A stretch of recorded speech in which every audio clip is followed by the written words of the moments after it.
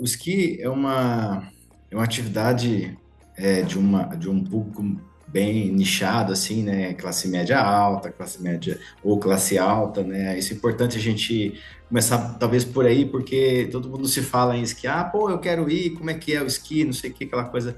Então é um esporte muito legal, ele é muito nichado, assim, e, assim, o que eu vejo todos os anos que as pessoas gostam muito de praticar, é um desafio todo ano estar ali, porque a roupa é uma roupa, né, cara, bota, tudo, até para você, no lift, para você chegar até realmente a montanha, tudo, tem vários preços ali, é um negócio, né, realmente bem é legal, mas é difícil, assim, né? Não é para todo público. E esse público que frequenta são pessoas que às vezes fazem muito esporte já, praticam várias atividades do ano, durante o ano todo.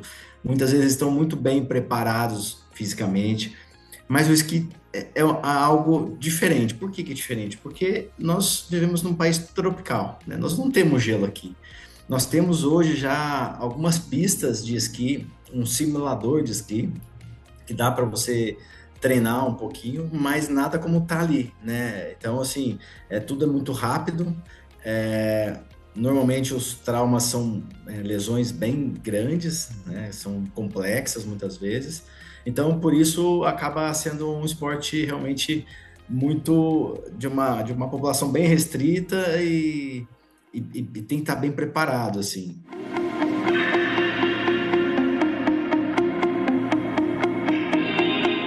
A questão é quando tem um acidente, uma queda, ó, assim, grande parte das lesões são de joelho, mas junto vem a pancada do ombro, do cotovelo, fraturas, tem muita fratura, muita lesão de cruzado. Então, essas pessoas, elas procuram estudar muito, sabe, sobre o lugar que elas vão esquiar, entender bem a montanha, mas tem uma das coisas que não tem como evitar muitas vezes, que são as trombadas. Grande parte dos acidentes são por realmente falta de comunicação ali e acabam que eles batem uns nos outros e as lesões são bem, bem sérias.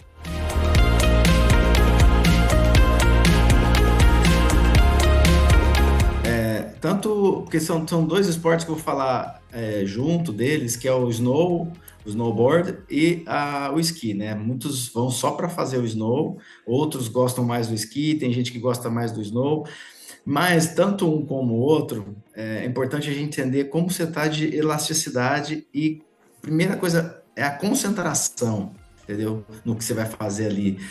O foco na velocidade, no core, sabe, de ter uma estabilidade de quadril mesmo, porque é um vacilo muito rápido. Por exemplo, eu vou te dar o exemplo de uma moça que eu estou cuidando, que ela teve a lesão de LCA e não quer operar, e ela falou, Cadu, eu sempre já esquio já há uns 2, 3 anos, ela tem 43 anos, e ela descendo, ela começou a aumentar a velocidade muito rápido. Olha só, você imagina que...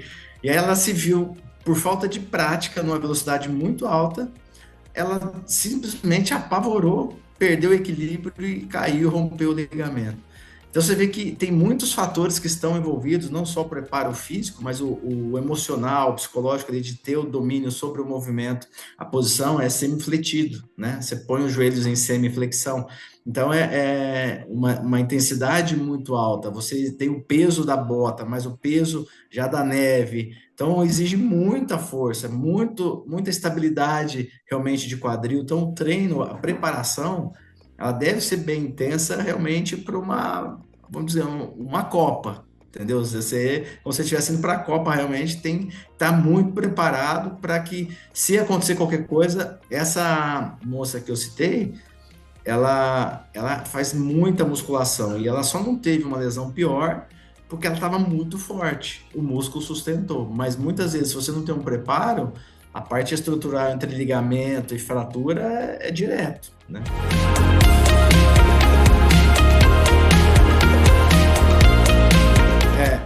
essa pergunta é ótima, porque nós estando numa temperatura entre 25 graus, 18, né, no nosso frio 8, 10 graus, lá você pega uma temperatura de menos 20, menos 30, menos 10. Então, o corpo responde de uma forma muito diferente, né? Você tem uma vasoconstrição, você trava, né? E o cara que já está habituado, para ele é como se nós estivéssemos nos nossos 5, 10 graus, entendeu? Então, o corpo tem uma outra percepção com relação ao frio, né? Isso faz com que o cara tenha uma mobilidade muito maior, ele fica muito mais relaxado, muito menos tenso, né? De modo geral, você vai travando, né? Então, a facilidade para o esqui é muito maior com relação às pessoas que já estão habituadas, né? Durante os 6 meses ali, na Alemanha, né?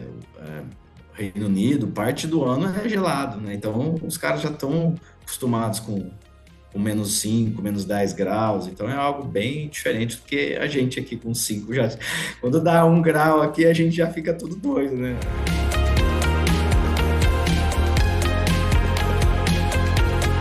Então, o que as pessoas fazem muito é tentar se preparar até os últimos dias, sabe? Então, o pessoal vem na clínica fazer bastante alongamento, soltar bastante, mobilidade de quadril, flexão de joelho, quadril bem alongado, e eles vão já com esse trabalho daqui, entendeu?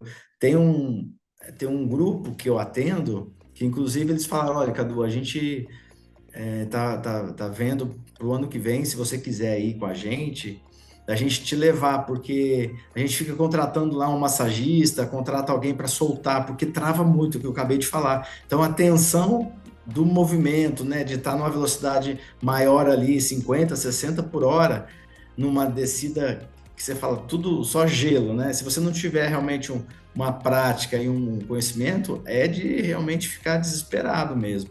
E ao mesmo tempo, você chega no final do dia, você está muito travado. E você quer uma banheira de água quente, você quer dar uma alongada, quer soltar, e não tem. Se tem, é caríssimo, né? Então eles falaram, olha, a gente está querendo fazer com que você vá com a gente agora, fazer parte do pacote aí, ter uma pessoa que cuide da gente lá. Achei interessante isso, achei bem legal, sabe? Essa preocupação das pessoas de levarem esse suporte, né, para o dia a dia lá.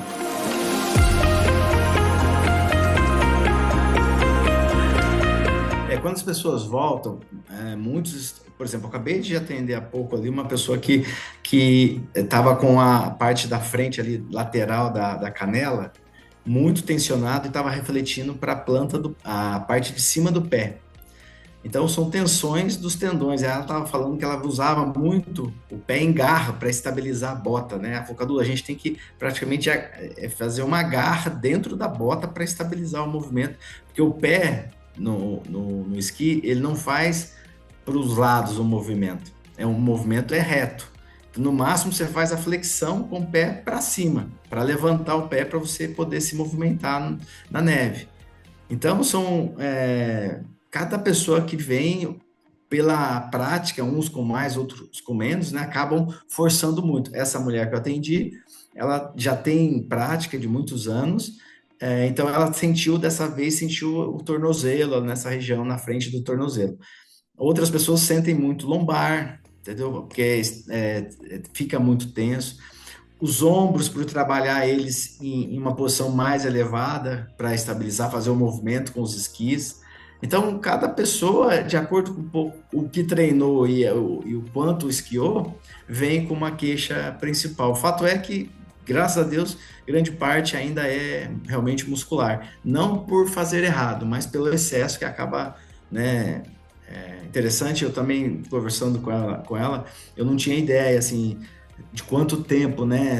Então, você começa numa pista de esqui, você começa às 9 da manhã, você chega lá umas 9h30, então lá em cima você vai para várias posições, várias pistas, e aí você desce, depois sobe, vai em outro lado, desce e sobe, tipo até meio-dia e meia, 1 hora, então das 10 mais ou menos até 1 da tarde, você volta, você almoça, depois você sobe novamente, vai, as pistas encerram 4h30, 5 horas.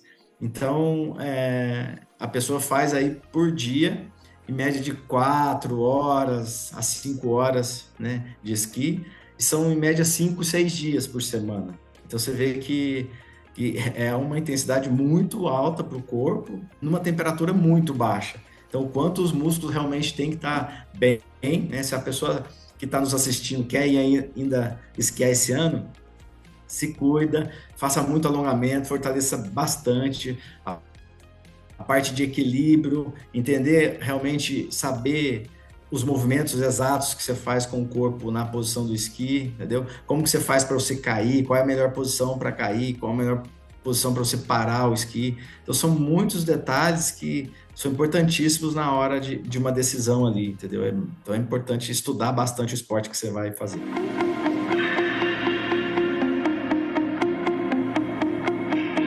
Olha, eu colocaria o próprio esqui aqui na água, entendeu? O pessoal que eu moro num lugar que tem uma represa, então eu vejo muitas pessoas fazendo o esqui aquático com o snow, porque a água ela é dura como o gelo, tá? Se você cai, você bate e machuca. E no final do dia o cara tá arrebentado. E nós temos, somente aqui em São Paulo, né, tem muitas represas, o pessoal faz muito esporte aquático ali. Então, da mesma forma que tem essa orientação de cuidar antes de não só ir é, querendo, isso é fácil, eu faço.